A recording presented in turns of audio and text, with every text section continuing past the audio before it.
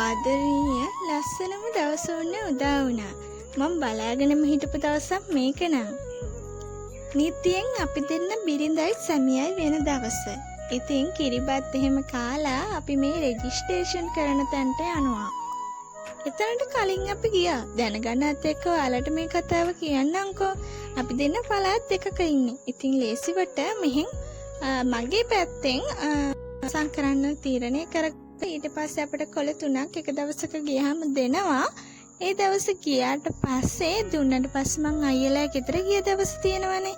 අන්න එදා ගිහිල්ලා ඉවර වෙලා ඒගොල්ලොත් එයාලා පැත්තෙන් ගිහිල්ලා රෙජිස්ට්‍රේෂන් කාර්යාලයේදී අස්සම් කරලා සාක්ෂි කාර්යාලය දෙන්නෙක් එක්ක ඊට පස්සේ කොළ 2ක් දෙනවා සති 2කින්. ඒ කොළ 2 අරන් ආවට පස්සේ අයියාගේ පැත්තෙන් තාත්තත් අස්සම් කරලා මගේ පැත්තෙන් අම්මත් අස්සම් කරලා තමයි මේ විදිහට අපි කාර්යය ඉෂ්ට සිද්ධ කරගත්තේ.